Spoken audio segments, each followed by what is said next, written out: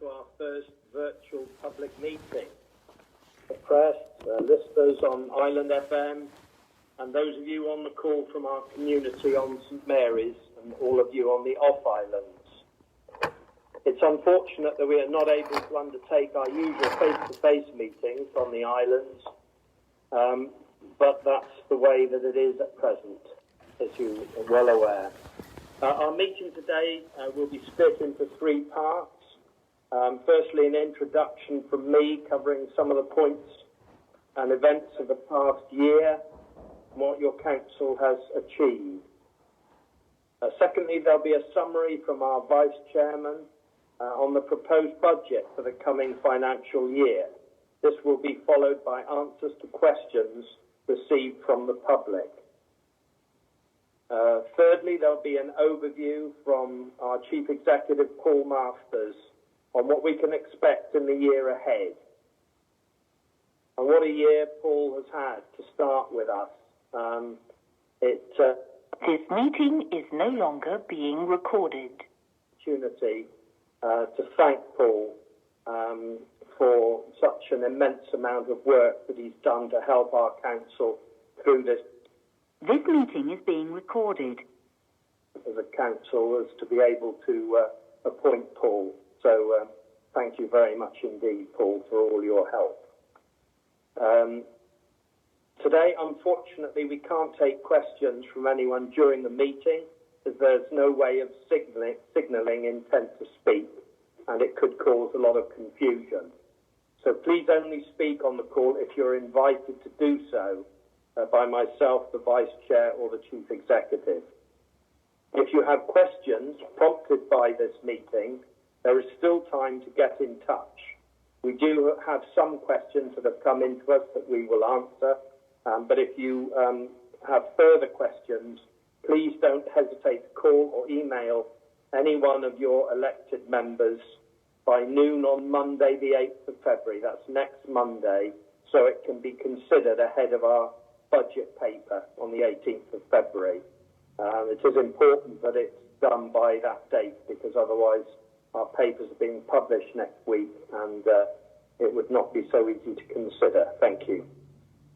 Please also be aware, if you're on the call to us today, to mute your telephone if you can, because obviously we need to have clarity of our signal today, which is being broadcast, and we will be unable to deal with any noisy lines. So if this happens, you may have to be muted by our officials, and you may then dial in again. But as you can understand, we need to make sure that those speaking can be heard. Thank you very much. I'd like to move swiftly on. Clearly, this year has been defined, of course, by the coronavirus pandemic. Truly awful disease that's caused untold suffering and economic hardship across the world. From a local perspective, the islands have so far escaped the worst health effects of COVID, but I know that many of you are suffering the financial hardships that come with the necessary restrictions to normal life. For our part, I'm proud of the way the Council has responded, from the initial emergency response to the immense successful efforts to secure funding for our transport links and countless individual efforts to bring our services back online in a safe way. I'd like to thank all the Council staff for going the extra mile at this unprecedented time, and my fellow members for their support and advice. I also want to thank all of our partner organisations during this difficult time. Every one of them has put their interests to one side in favour of finding solutions that benefit the community. And finally, of course, I must thank the community, all of you on the Isles of Scilly. You've done us proud in looking out for one another, following the public health advice and finding a way to make life work. There's nowhere else I would rather be. We've been proud to continue running our formal meetings throughout the pandemic, and we were one of the first authorities to enable its members to vote at remote meetings. We've also used the pandemic to increase our communications activity with the community, which I hope you have found useful. Before I set out some of the achievements made possible by your council, I'd like to mention that much of it falls into work that has all been done together. There's been a real helping culture, which is truly one of the best things about such a hard year.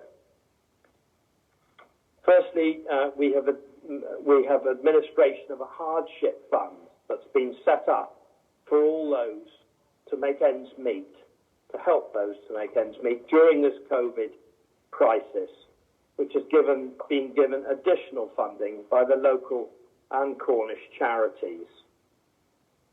We've seen a lot of dedication, huge amount of dedication of our adult social care team in their diligence and commitment to keep our most vulnerable safe, cared for and protected in one of the most challenging sectors in the country. We've had a very positive HMI inspection of our fire and rescue services response to COVID. And we've set up a rapid bespoke test and trace solution for the islands to identify cases quickly and prevent community transmission. There's been much multi-agency working with public health and other partners to protect the community, and an evacuation service set up to support the visitor economy and to protect the community. There's been a rapid adoption of the technology and safe working practices to ensure that services to the community could continue. We've also got ongoing development of a new hospital and care home project, including the appointment of a contractor to develop the full business case. And we've had a very positive report by Safeguarding Children's Partnership of Children's Services and its partners. In housing, in the last year, we have invested over £1 million to renovate our council's housing stock, ensuring our homes meet the decent home standards and are more energy efficient. Our investment plan will ensure that we continue to invest in our properties each year to improve our homes. We've also submitted our first planning application in many years for new homes on the islands. This will help to give people more choice and opportunity in the housing market. We've ordered our first electric vehicle for the waste team to collect waste electrical equipment. And the waste and recycling service has continued to deliver a household waste and recycling collection service throughout all the lockdowns and achieved increased efficiency and cost savings. We've been using external European and growth funding deal to make successful delivery of the GoEV project, providing a comprehensive electric vehicle charging infrastructure, charging to the islands, and are assembling a fleet of electric vehicles for use on the islands. We have supported 34 businesses to improve their energy efficiency and install renewable energy. Now, as an organisation, we have switched to a zero-carbon electrical supply, ensuring that all our properties are using renewable electricity. We've worked hard to distribute over £4 million in COVID-19 related business support grants to over 460 businesses on the islands. And we continue to offer grants, advice and support to island businesses through the voucher scheme. We've provided a wide range of skills and training support to the business community.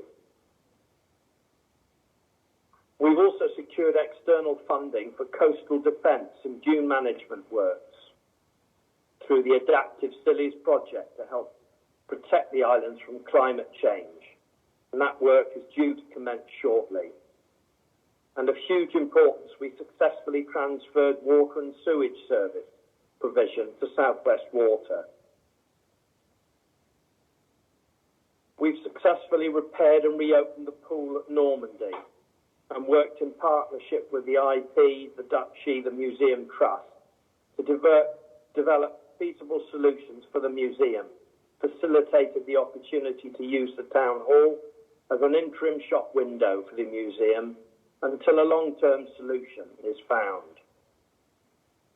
The play parks have been reopened following work to cover safety concerns. These are just some of the points about the continuing work of your council. Before handing over to my Vice Chair, Fran Grottet, to run through our budget setting with you, I'd like to advise you that during the past year, we've received a very positive external audit from auditors Grant Thornton, which is very reassuring. Thank you. I'd like to hand over now to our lead member for finance, Fran Grottet, to talk about our budget. Thank you. Thank you, Chair. And I'd like to echo the Chair's welcome to everyone who is either listening in on the phone or listening to Radio Scilly and joining us this morning. Thank you. This is going to be an overview of our budget and spending plans for 2021 to 2022.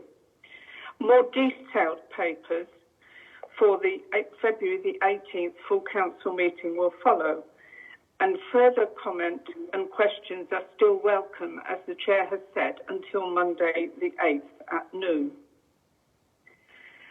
Further detail of the presentation that I'm going to give in a moment is available online at the moment on the Council's website and also on the Council's Facebook page. Paper copies of this presentation are available at the moment in Mumford and the Post Office on St Mary's, the Off-Island Post Office on Tresco and St Martin's, and through Amy Langdon on Briar and Harry Legg on St Agnes. Firstly, why are we here today? We have an obligation under Section 65 of the Local Government Finance Act of 1992 to consult with representatives of ratepayers on our proposed expenditures for the coming financial year. So that is the formal bit. Informally, of course, we always wish to engage with our community. More than ever in our strange times, we look to work with our community as we move forward in both financial areas and other areas of the Council's work. Firstly, I think it's important to state that we're maintaining our 4 guiding principles. Firstly, we will protect frontline services. Secondly, we will aim to safeguard online residential care provision. Thirdly, we will aim to minimise further loss of capacity in our council. Perhaps I could expand a little on this aim. Your council will seek outside help if it is needed, but we will always firstly seek to keep employment here in the first instance. Paul Masters, our new Chief Exec, relatively new now, of course, after a year, is keen to expand this area with training opportunities, if at all possible, for members of our community to work with us. Fourthly, we will protect and enhance the local economy, especially in these challenging times.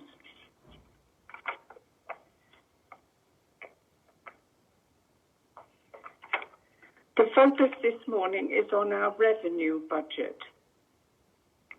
This meeting is focused on revenue, which is everyday running expenses, such as paying for our staff and the service contracts that we have. Whereas capital budget is money spent on acquiring or enhancing fixed assets, such as land, buildings and vehicles. With regard to our revenue budget, I would just like to say that staff colleagues are our greatest asset. And I would like to echo the words of the Chairman in thanking each and every one of our staff colleagues who have contributed to keeping the show on the road and managing both services and budgets in this past most challenging year. Our resources come from 3 main areas. About a third of our resource comes from government grants, about a third from business rates and a third from council tax. council tax bills are, of course, a significant expense for our community, and I would like to deal for a few minutes with a little more detail around this subject. Councils are normally limited by central government to a 2% cap in council tax rises. However, recently, the government spending review has introduced an additional precept for adult care. They have done this in several instances over the past few years. This precept for adult social care is to assist councils with the increasing pressures in that particular service area. This is the way that central government have chosen to assist to fund adult social care pressures. However, on the Isles of Scilly, with our limited number of council taxpayers, this will amount to an extra £50,000 worth of income per annum for a 3% increase in the precept charge. While welcome, it is obviously not a significant part of the cost of adult social care funding. To our knowledge at this moment in time, all councils in the region will be asking for the full increase that government are suggesting. In other words, 2% cap in a council tax rise with an additional 3% increase to assist in the funding for adult social care. The government will base its announcement on local government funding on the assumption that councils will apply this largest of increases. Not to do so would weaken any discussions with government for additional funding in the future.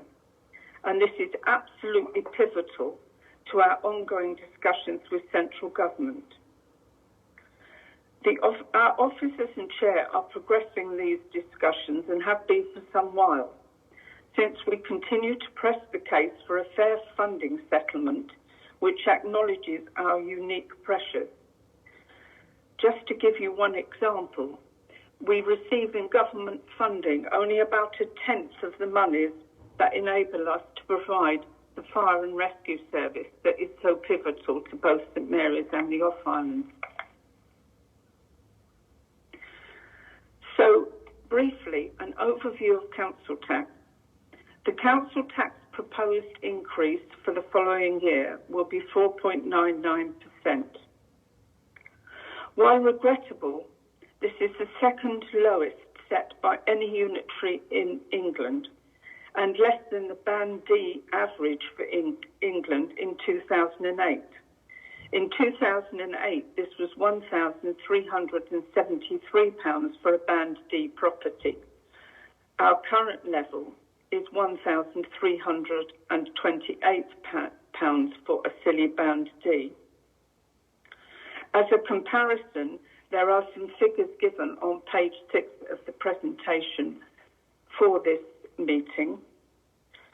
On average at the moment in England for a Band D average, we have a figure of £1,818. So compared with other areas of the United Kingdom and England in particular, we do not have an expensive council tax, although this is not to minimise the impact on individuals of a 4.99% increase.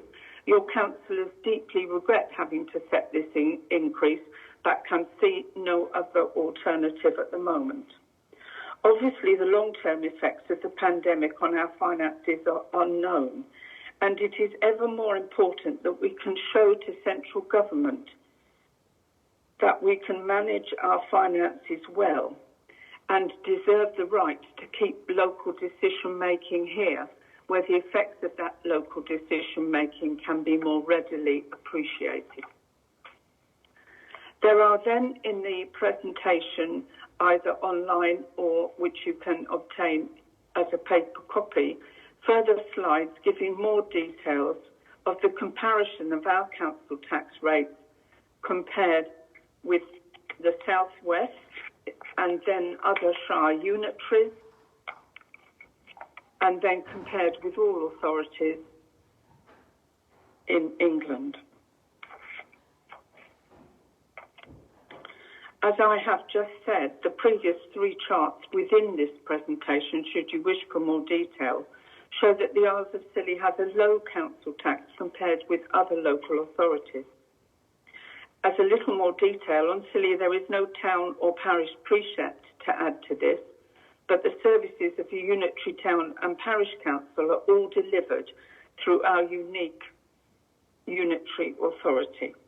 In addition, of course, there is the police precept, which is currently under discussion, but it would be unreasonable, I think, to suggest that this will not also be subject to some rise.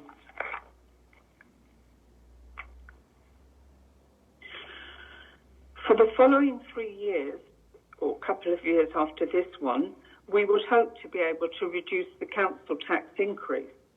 But of course, we cannot give any clear indication of this until we know central government plans for the future with regard to any proposals to continue with the recommendation to charge an added cost towards adult social care provision.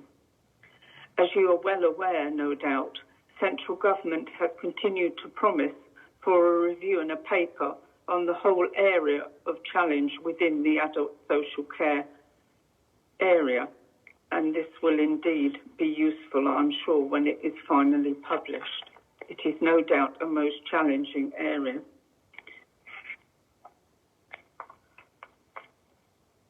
I will now move to budgets and core funding. As I have explained, the revenues that we received can briefly be cut into thirds, a third from the council tax, a third from business rates, and a third from central government. And in turn, most of our resources are spent on the service budget areas. More details are enumerated on page 12 of the presentation. Again, I would say that I hope we have the support of our community to continue to support the services that are so necessary for our community. Well, I would like to thank here our officers for managing their budgets so well and helping to achieve a large proportion of the savings that we needed to make to be able to set a balanced budget. More details of budget pressures are then enumerated on page 13 of the presentation. And more detail of the savings we have achieved to date are also enumerated on page 14 of the presentation. But the key thing is that we have managed to achieve most of the savings that we have discussed at previous council meetings, which, as said by our chief exec at the last full council meeting, is no mean feat. And again, as I have just said, tribute should be paid to all our officers for managing their budgets so efficiently. Of course, no one knows what the added pressure will be following the COVID pandemic. Obviously, there will be more pressures and we will have to see how we can deal with those in the future. But I am very pleased that we will be able to present a balanced budget, which obviously we have to do not only by law, but in order to show central government that we are worthy of the trust that they place in this council to deliver the services for our community. Some suggestions of the following savings that we hope we might make in the year 2021 to 2022 will be found in the presentation shortly by our Chief Executive, Paul Masters. Post-COVID pressures will be considerable, but meanwhile we will still need to maintain a look at our services and look at the most efficient way of delivering those services and whether we can still reduce and find more efficient ways of delivering various service areas. However, I would just mention that over this administration, certainly, and indeed before that, we have always been looking at how we deliver service areas in a more efficient way. And we have now, so to speak, cut most of the fat. And so increasingly, we may be looking at service area cuts should we then have to make further savings. I just make that as a gentle warning and also mention that if any member of the community has any ideas of how we should make savings in the future, Your councillors and indeed your officers would be very welcome to hear from you, not just after this meeting, but indeed throughout the coming year. Some of the best ideas have come from members of communities, which sometimes make very real differences to budgets. So please do consider how you can help us. As a council, we have found new ways of working in these challenging times, but there is no doubt that the pandemic has been a colossal drain on finances both nationally and locally. I hope we can all continue to work together to keep safe and still prosper in our beautiful home. I would just say as an aside before I move on to answering some questions that we have received, that the colleagues and officers have found the number of folk joining in meetings or to follow a meeting update afterwards very gratifying indeed. And as one councillor has said, it is especially gratifying that some folks chose to dial into a full council meeting rather than watch President Biden's recent inauguration. We commend you for your loyalty. Right, moving on to questions. I would say that I have to date not received very many. I can only hope that this means so far most people are happy with the way that we are managing our finances. As the Chair has noted, we have had favourable reports from audit of late, but we must not be complacent, and we are all well aware that we wish to continue to work to have a robust and efficient financial arrangement. In this, we are greatly helped by our Section 151 officer, Mr. Russell Ashman.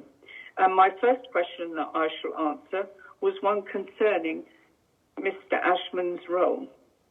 I was asked how Mr. Ashman combined his role as an officer of our authority with the work that he does as an authority of Cornwall Council. The key thing to say is that Mr. Ashman was appointed as our Section 151 officer by members of the Isles of Scilly Council. And for the time that Mr. Ashman spends working on our accounts, he works part of the week as an officer of the Council of the Isles of Scilly. When he works as an officer of the Council of the Isles of Scilly, he has his hat firmly has a Council of the Isles of Scilly badge on it, and he represents the council when he goes to meetings on our behalf. The rest of the week, Mr. Ashman works for Cornwall Council, but this does mean that he has the close colleague support of a wider Cornwall Council finance team as he works with us. And as you can imagine, that is very beneficial. I hope that you might find it interesting that there are two key aspects to Mr. Ashman's role as an S151 officer. The first is to manage our finances in a robust manner, which he certainly does, which is evidenced by the audit reports to audit and the response from audit when they receive those reports, both internal audit and external audit.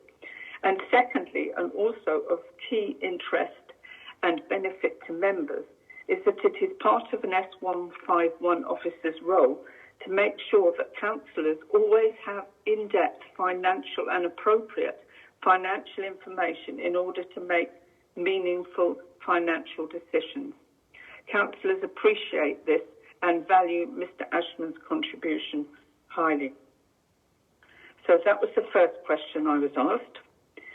The second one concerned our council tax base and the fact that it has diminished somewhat in recent times.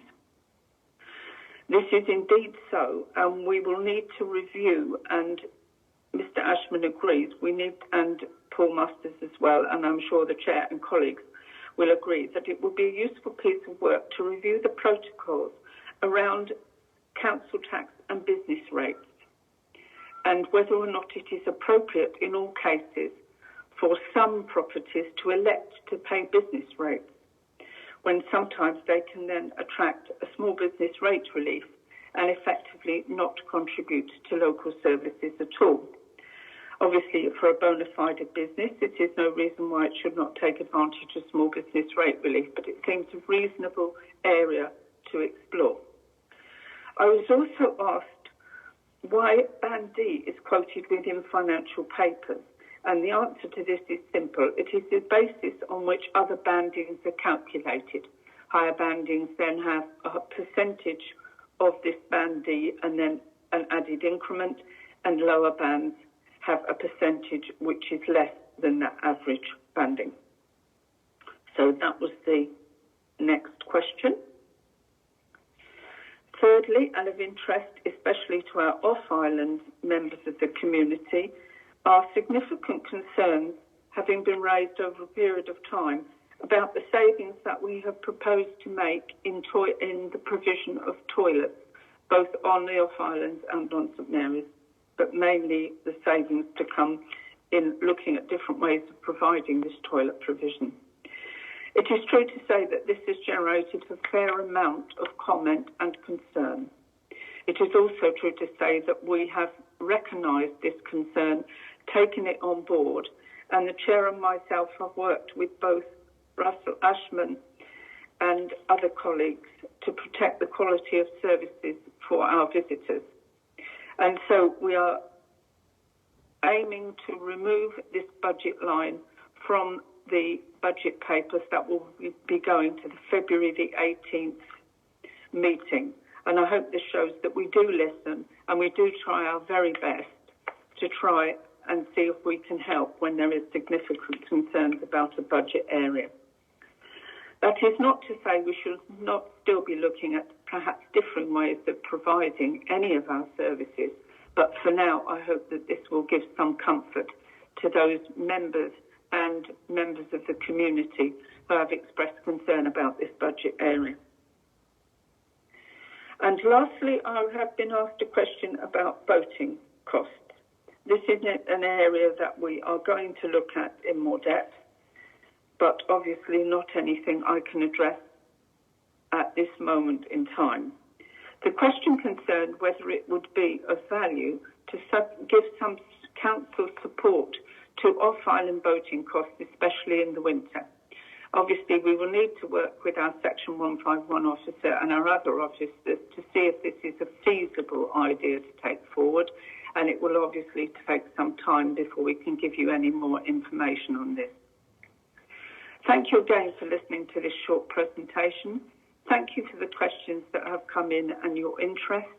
And again, I would reiterate, if something has arisen as a result of my presentation or indeed anything else that you would like to ask about, you have until noon on Monday to put your questions forward to any elected member, who will then make sure that it is looked at before we go forward with the full budget recommendation for February the 18th full council, to which, of course, you will be most welcome. Thank you. Thank you very much, Fran, for your presentation. I'd like to pass over now to our Chief Executive, Paul Masters. Thank you, Paul. Thank you, Chairman. Thank you, Vice Chairman, for that update on the budget and the last year. It's been certainly a whirlwind year for me joining the Council of the Isles of Scilly, and I'm very proud and privileged to be able to do so. So kind of put on record my thanks for giving me the opportunity and having your faith in me, and I'll do the best I can for the community and the council. The year ahead, though, will still be full of uncertainties for us all. And as Fran said, the first thing that a council always needs to do is to go forward with a balanced budget. We have to do so by law. We cannot sort of go there thinking that we'll come up with some savings in due course that we haven't yet identified. So it's the bedrock of all good council management. And can I put on record my thanks to the staff and members for putting forward a balanced budget when many of the councils across the country are in dire need and in crisis at the moment, and in fact almost effectively bankrupt. That's not the case on the Isles of Scilly. Although even with, and it's a very complicated local government finance that Fran's tried to explain there, but even with what seems to be an horrendous rising council tax of 4.99%, this continues to be the trajectory of government funding, where increasingly taxation is being pushed down to local areas to pick up any of the shortfall. But even with that 4.99%. If you look at the detail of our budget, you'll see our overall increase in our base budget is round about 1%. And that needs to pick up all increases in inflation, any salary cost increases, electricity costs, etc., as well as increasing demand. So you'll see that it's still not an easy way forward. However, there is, in my view, an awful lot of things that are incredibly positive for the islands and incredibly exciting. But firstly, of course, whilst I think the staff and members and our wider community and partners have done a remarkable job in protecting our citizens from the ravages of COVID and continue to do so, we're not out of the woods yet. It's still important that we continue with those public health messages, and of course we're still awaiting detail of when the tourist season will be allowed to open again. And there lies in my first priority for the year ahead, which is protecting the Lifeline transport network to the islands. Listeners might want to know that in terms of the funding that we've secured, best funding settlement and support funding of any council in the country for its transport network, we only have that funding until the end of March this year. And of course, you'll be the same as me watching the Prime Minister's announcements about when we may go back to some form of normal. But the longer that is, then of course we're back into whether or not we can seek further support in funding for our Lifeline services, because without that, then the islands couldn't continue to operate. So that's my first priority. The second priority is making sure that the Isles of Scilly has a strong and loud voice at Westminster, so that we can take opportunities for anything that comes along that will improve both the quality of life on the islands and our economy. And as Fran said, our first point there is to use all of the spring and the summer to make our case for a fairer funding settlement for the Isles of Scilly. We were making excellent progress with that before COVID, and the then Chancellor of the Exchequer was minded to support that approach. But of course, there's been many changes of civil servants and ministers since, so we need to revitalise that communication with government. The next thing is, of course, there's been some confusion about whether the election for council will go ahead. So far, we are working on the assumption that it will. We're not hearing anything to the contrary, although this year it'll be slightly different in terms of the COVID rules surrounding it. But currently, we are still expecting to carry out the elections for the council in May, and obviously we'll then be settling in either existing or new councillors into the next 4-year term for the Isles of Scilly. So the following big issue for me is the council has signed up and recognised the issues of the climate catastrophe facing it. We, behind the scenes, have been gradually making efforts in terms of, you heard about GoEV, etc., changing to electrical tariffs, but we need to do this in partnership across the whole islands. So one of my key focuses over the next 12 months, working with partners across the islands, is to come up with a more robust carbon reduction plan for the Isles of Scilly alongside a sustainable tourism offer, and working with the local enterprise partnership and perhaps the new Prosperity Fund, which is the replacement for the old EU money, in how can we get the good investments coming into the Isles of Scilly to protect our economy, which, as you know, is, if not completely, then the vast majority based on tourism. In that regard, the Chairman mentioned the investment in our own council housing stock. That work will continue, and we hope will also be improved to what we call retrofitting property in terms of energy efficiency, different heating methods to reduce our carbon footprint and also improve things such as fuel poverty for people living in those houses.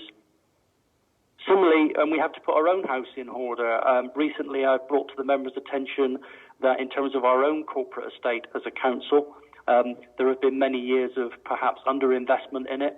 So therefore, we need to take that opportunity to be very clear about what we need for the next 10, 20 years as a council, where we're going to upgrade that. And you'll see in the budget going forward is some funds to invest into our corporate estate to bring it up to modern standards, which means we may well need to shrink our estate as well, either for future housing provision or for other purposes, yet to be decided. But we will be coming to that and coming up with a strategy on our corporate estate within the next 12 months. Similarly, alongside that, we've all learned different ways of working, haven't we, over the last 12 months? We've all learned to do things such as this. The bad side of it is that obviously we all crave social interaction, to see our colleagues and our friends and all of those things. I'm the same as everybody else. Going to work is a great thing to do, as a sort of not only important as a job, but also to interact with other human beings. And we've been having to do that on screen for the last 12 months. So that's been the bad side of it. But the good side of it is that the Isles of Scilly has been represented on many more meetings than it would ever have been done before. And our voice across the region is being held increasingly loudly. We're being asked to be vice chair on many, many regional meetings, and therefore we're making sure that we're championing all the things that our community need, and we want to carry on doing that. Similarly, our staff have been working from home wherever they've been able to do so, and we should take that opportunity, because whilst we shouldn't continue to do that wholly and 100%, many of the staff are telling me that that has improved their work-life balance and improved their efficiency, and at the same time reduced the need for office estate and reduce, therefore, our carbon footprint. So we will be continuing to come up with a blended model on that as well. The other thing is, as Robert mentioned in his introduction, the integrated care project on the islands in terms of care homes, hospitals, etc., and health provision is incredibly exciting. We've been lobbying with our health partners on that, and we're on the priority list. And as Robert said, we moved to building the business plan for that exciting project. The funding's not secure yet. The phase one is to get the detailed project plan in to NHS funders, which is what we'll be doing. But in terms of improving the quality of the provision to islanders, that's got to be an exciting and incredibly useful and important project. The other thing that we'll be doing over the next 12 months is consulting with residents on our waste and recycling service. We need to invest in that. There's a new environment bill that's making its way through Parliament and the House of Lords, which will mandate things such as food waste collection, in terms of composting of food, etc., and segregated recycling. We're working with colleagues in Cornwall on that, hoping to not only reduce perhaps our revenue cost, but to free up some capital to invest in different ways of transportation and segregation, which is all about our waste reduction hierarchy and our strategy on that. So we will be consulting more on that over the next 12 months as well, Chairman. So there's an awful lot on there, as well as, of course, we quite often forget all the thousands of frontline services that we deliver every day, be it the library service, be it sport and recreation, be it parks, be it social care, be it the airport, be it the fire and rescue service, etc., adult education, etc.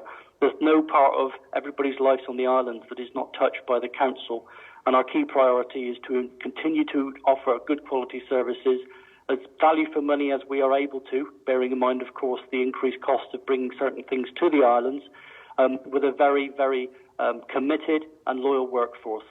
And lastly, as Fran said, I'm really keen working with the colleges and the school, which we've already started to do, about how residents and young individuals, etc., can increasingly see perhaps the council as a route for employment for themselves. The key priority for me is growing our own within the islands and trying wherever we can, and it won't always be possible in every single case, as Fran mentioned about Russell Ashman, our 151 officer, but wherever we can, it will be our priority to offer employment opportunities for local people first.